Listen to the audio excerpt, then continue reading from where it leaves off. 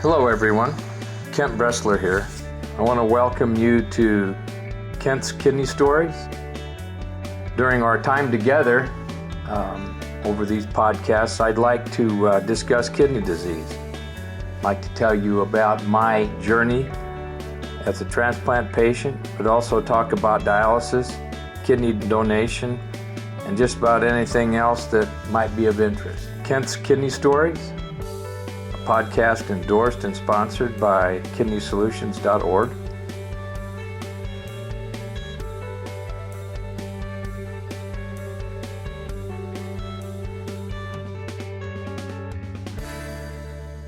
Hello everybody, this is Kent Bressler, and we're going to get ready to do some podcasting. It's a beautiful day, and my heart is sound today. I do want to pass along messages to good friends Karen and George, and just let them know I'm thinking of them, and we're happy that things are moving their way. Let's start with prayer. God our Father, you call each of us by name, and you treasure each of us individually as though no one else exists.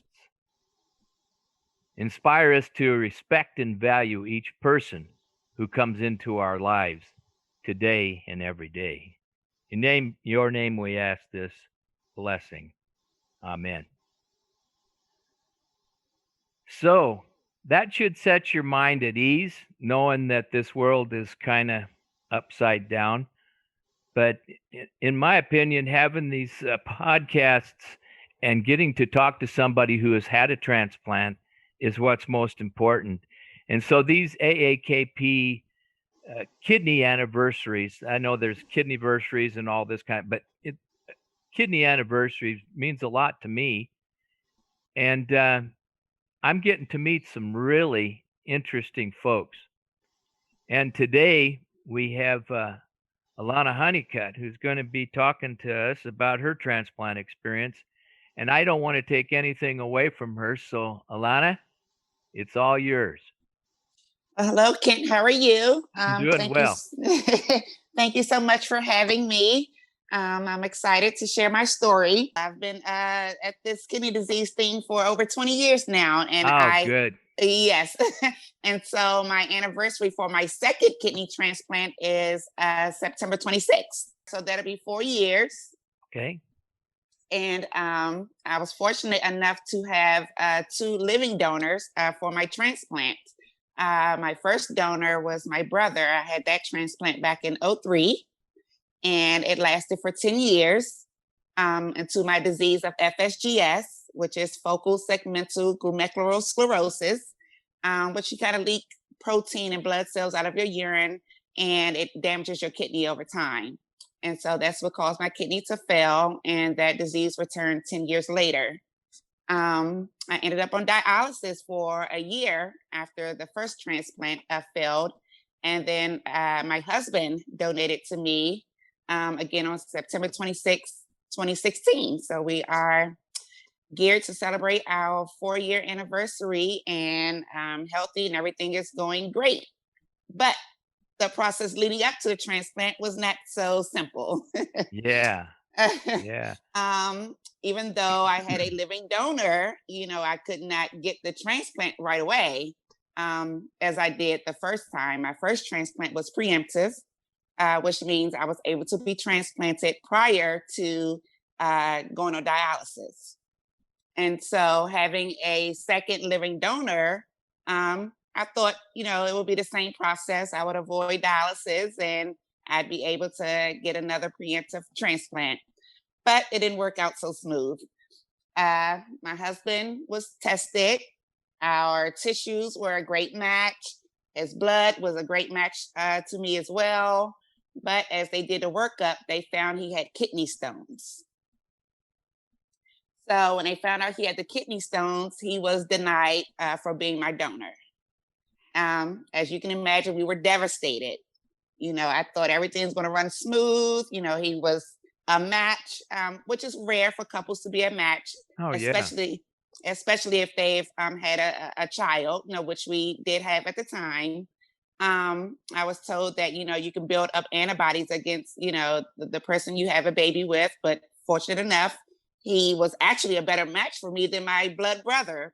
So that was surprising. Yeah. And I did not have any antibodies against him. So, like I said, the blood and tissue was perfect. So we thought everything was a shoe in.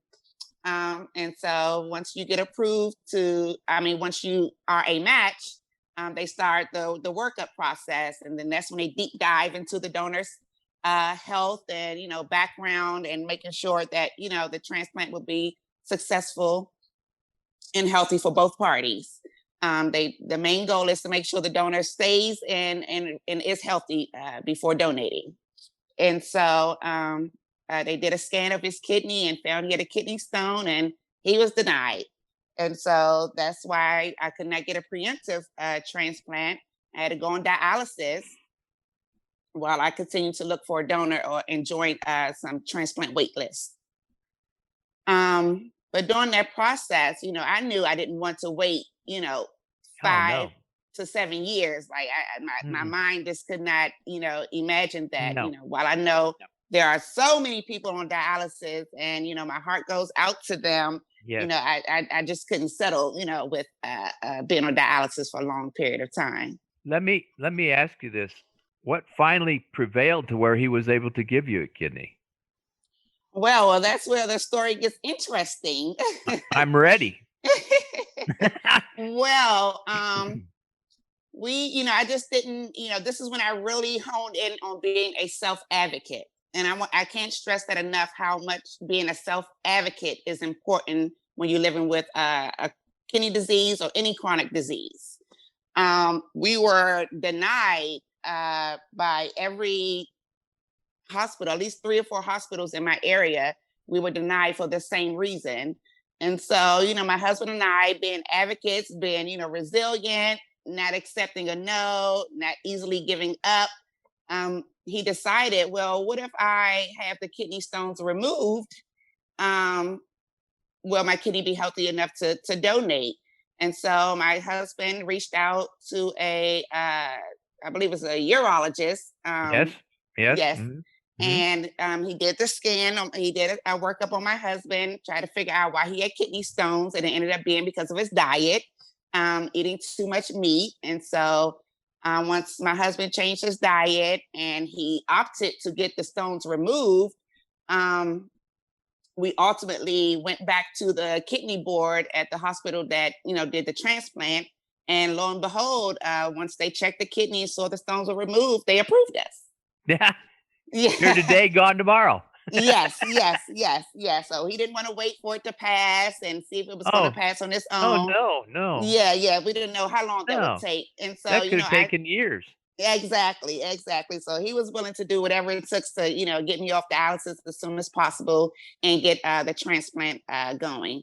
And so that's just the story I like to share of, resilience and advocacy. Sometimes people get a no, and, they walk away, and just accept that it's a no. I don't know what made him decide to. My husband has never been in the hospital. He's never had a surgery. I don't know what he's made of, but he never gets sick. Yeah, well, And he's got the genes. yes, yes, he certainly had the genes. And so he opted to, I didn't even know if he got the stones removed, if they would approve, because they might have assumed that he has a history of stones and, it Sure, would be an issue down the absolutely. line. But, based on him changing his diet, no one in his family on either side has history of it. They were confident once, he made the proper changes that he would be okay. And like I said, 4 years later, he's cut back, quite a bit on meat. He became a pescatarian, and everything is going great.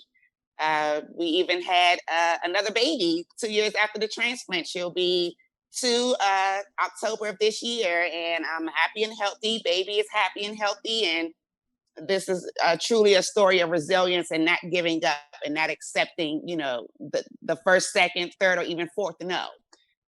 I I I I can't say how that's the truest statement you could have possibly. I'm without words because that's what it takes. Yeah, When you have to be an advocate for yourself.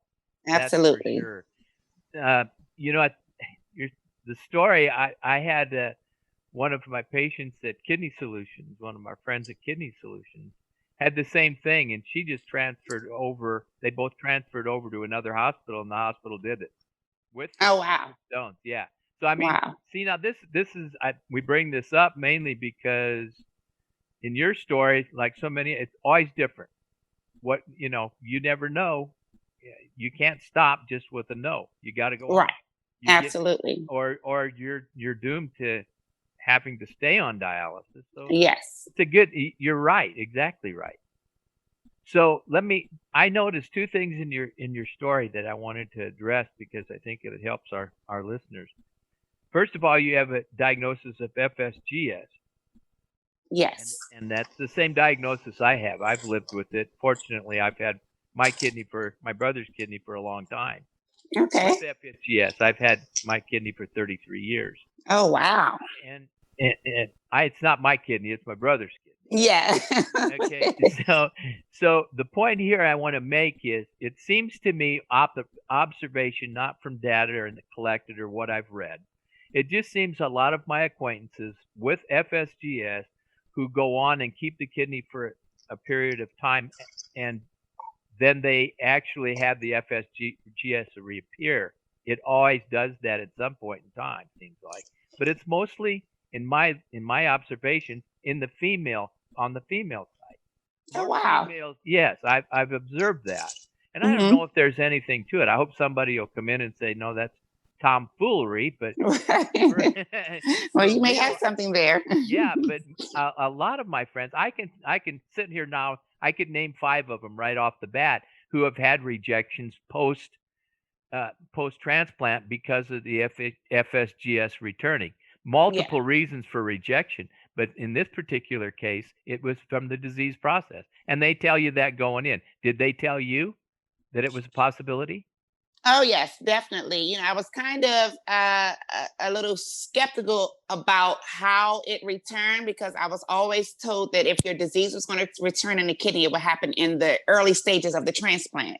Yeah, And that's all I've been told. And so when it yeah, happened 10 years later, I was kind of in the back of my mind. I wondered if it was the medication because your anti-rejection medication can scar your kidney if it's not balanced or if it's not the right dosages. and that's another point to discuss Yes, too, because yes, you want to yes. try to grind those down to the lowest possible dosage you can get, Exactly, right? exactly, Okay, exactly. all right, yeah. And so I'm So you, curious that it may have been it has because FSGS is just the scarring of your kidneys, and so yeah, it can be anything can cause the scarring. So it can be medication, the disease, anything. And so I'm kind of in the back of my mind. I'm like, it came 10 years later, so I'm not quite sure if it just returned on its own or if it was due to the medication over the years. So that's always something that kind of go back and forth with in my mind. yeah. There's a certain thing called a podocyte. We're going to get technical here, but it's not going to take very long. Podocytes, are the precursors of rejection. If they get out of hand, if they open up and start destroying the kidney in itself, that's when the FSGS returns. Okay. And so when they do a biopsy, they can actually see the transition of the kidney. Yeah, it's going to show scarring, but they can also do testing to see whether or not that was caused from, this podocyte reaction, or if it's Hmm. actually FSGS or something else. Did they Okay. biopsy you? Did you get a biopsy for rejection on your first? They did give me a biopsy. They just showed the scar. They didn't speak on what you were just talking about. I can't Yeah, even remember the word you just used. They didn't speak on that. And so I don't. They never did the deep dive to let me know how. There's just FSGS, and it was yes, easier to say yeah. it reoccurred because that's what I have a history of. So Yeah. Well, they were going to take you off the medicines, but there are other medicines, of course, on the market. We won't get into that. But yeah. your story is fantastic. Oh, And thank you. again, what jumps out at me is the fact that we keep stressing, if you have kidney disease, it's yours, not somebody else's. You have to be your Yes, own advocate. All right. absolutely, You can't have somebody else monitoring it for you. You have to be the watchdog, and you're absolutely. exactly right. And I know that's how carry yourself when you work with people. Yes, That, that yes. that's good. Tell me some of the other things you do in the community. What are you really active other than AAKP, which you're an ambassador? What? Yes, of course, I'm an ambassador of AAKP. I'm very happy to have joined this nonprofit because I know a lot about the medical side, but I didn't know much about the politics. So they really Yeah, opened my eyes to that. So I'm grateful for that learning curve yeah. So and going. that's actually one of the accomplishments, that learning curve, getting over into what it means to be an advocate for others. Yes, yes, Yeah. yes. So that, that expand my horizon of, the work that needs to be done to continue to, push forward with, kidney disease, getting the recognition that it deserves. Yeah. How do you feel as far as the AAKP goes? Uh, how do they really actually support others in your community? Just being a member of the AAKP, and how do you see them helping others in the community? Well, I think they are very active and helpful in helping the community. Both, I don't know if you know, Sharon Yes. Yes. Roos, myself, and a few other ambassadors have formed together a kidney disease support group, which Sharon is the head of it, and created it. But it's called Kindness for Kidneys, and she does an amazing job. Yes. Yes. Uh, yes, and so I'm happy to be a part of that team. We've fed people on dialysis during a pandemic. She has monthly support groups where we all, as been members of the support group, we get to share our stories as well as hear stories and help support those in that join the support group. And so AAKP is very supportive of that. Mr. Knight is also on there with us, and he's there for every support group meeting, which is via Zoom now due to the pandemic, Right. obviously. I was just going to ask you that. Yeah, that's Yes, what we're yes, doing here in Texas. We have one too yes. that Richard comes to. Awesome, He comes awesome. in on the airwaves. Okay, yeah. So Richard Yeah. is very active. So you definitely know this is his passion. You see it in everything that he does. And so yeah, and Kindness for Kidneys is won the support group award this year, and so Yes. I'm very I was proud just of going to say that. Yep. Sharon. Yes. Yeah. We actually, our group won it last year. The one Oh in wow! Central Texas. Yeah, yeah, Congratulations. yeah. So we're in good company then. Yes. That's wonderful. Support groups are very important, and AAKP has always encouraged it. And I know it's a Yes. big thing right now in Richard's mind that we need to get these not only locally, but open them up for everyone. Yeah, yeah. The main goal is to reach as many people as Yeah, possible and let them know they are not absolutely. alone. Yep. We are here to help them, every step of the way through their process by, the experience we've gone through. So we would like to share in, making the best decisions for their health needs. And Yep. so, yeah, that's Absolutely. what we're here for. And, me, myself, my background, I went to school for culinary arts. I just got back into my catering and food business. I took a little break after the baby and after transplant and pregnancy and things like that. And so I definitely plan to incorporate my advocacy within, my passion and my work. And so stay tuned for that. Well, I actually share my story and present a little small recipe in October for the Kindness for Kidney support group. And so hopefully you guys are able to join that as well. We can reach more people this way. Absolutely, and Hmm. then we can reach out and get going with a whole lot of folks. I did want to mention one thing too about us. AAKP is such a large organization, but it's always and has been always since '69 focused on transplants and people with on dialysis. It's all about kidneys, Yes. patients and kidneys. Do you Yes. feel that's a good thing? Because I really see it's done a good job where we're from.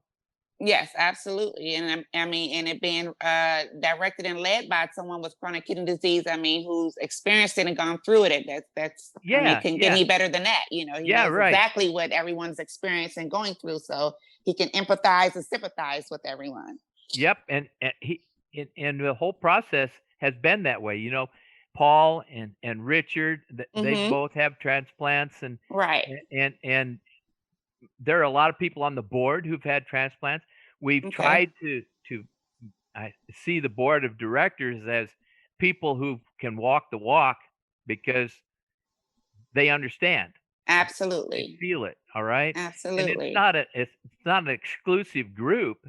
It's more of a inclusive group because Right. they invite others in. That's Mm-hmm. what AAKP is good about. Inviting everyone in. They turn Yes. no one away. Okay. Absolutely. Uh, Absolutely. and so are you familiar with their kidney voter program? Have you done any research on that? Because I'm just starting to get up to speed on it. No, I have not. I've been so busy with the food thing, but I definitely need to get start reading some more literature and taking the time out to do that. So thanks for reminding me. I'll Yeah, well, that was one of the things that I wanted just to bring up. Since 2018, AAKP, but we know that legislation about kidney disease gets passed with people who believe in kidney disease. yes. And so this is just an attempt to get everybody that's listening to vote, Mm-hmm. get registered and vote. Yes, it We're not is. advocating for one party or another, just Yes. vote. And Yes, that's use the your point we voice. want to make here. Yeah, yeah. Absolutely. Absolutely. It's very critical in this Oh, time yes. to Oh, get yes, out and ma'am. get your vote, get your That voice heard. that's right. So I Yes. have got to do a little work on it too. I'm not as well schooled on it, but I do know that's the reason. And if you haven't Yes. registered by now, in some cases it's too late. But I'm registered. I've always that's been good. registered. Yep.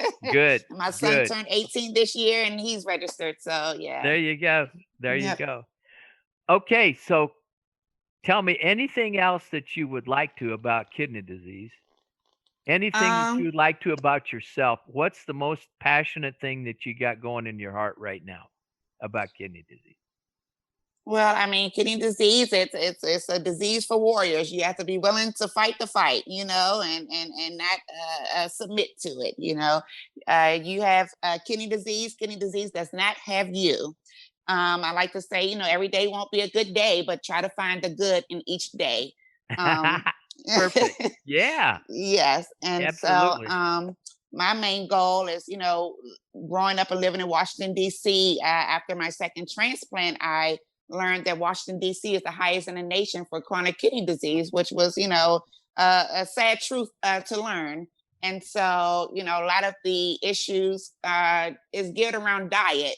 Now, don't get me wrong. I love my soul food. I eat I make all of the stuff that's not good, but I'm well versed with food, and so I know how to cook. The healthy, the vegan, the vegetarian, and I've been in contact with many nutritionists, so I know how to gear my dishes towards dialysis patients and kidney patients. So I do plan on like starting some initiative to give free meals to people that are on dialysis. A lot of times, the dialysis facilities are located in food deserts and only have fast food or bad food options. That's And so right. I know for myself, when I would get off dialysis, I was always hungry, and so I would want to eat something right away. So you're going to choose the first thing that's available to you, Yep. and most times it's nothing healthy. And so while being on dialysis, I knew that at some point I would want to use my passion and purpose, which is a God-given gift, which is cooking and food, to kind of feed dialysis patients hot meals for free.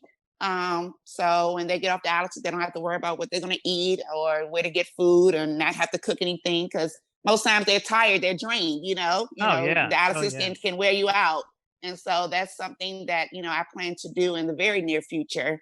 And so that's definitely something I'm extremely passionate about.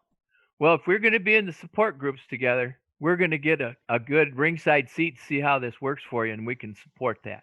Okay, All sounds right. good. I think it's a wonderful thing. And there's only probably maybe a couple thousand miles separating us. Okay. We'll be real close when it comes to Zoom. Absolutely. So I think probably this whole process, I wanted to go back to one thing before I leave. And this is the idea of preemptive transplant, Hmm. because I was a preemptive. I only had 2 days of dialysis before I was Okay. transplanted. Okay. It's my opinion that that's the the options we are not given, we as kidney patients are not giving the true options that we need Right. to make a command decision. A command Yes. decision meaning a life-saving decision. Mm-hmm. And that the preparation for dialysis should not supersede or be superseded by the chance to have a transplant beforehand. You Right. shouldn't have to go on dialysis. That should Mm-hmm. not be the reason. And if you're diagnosed early enough,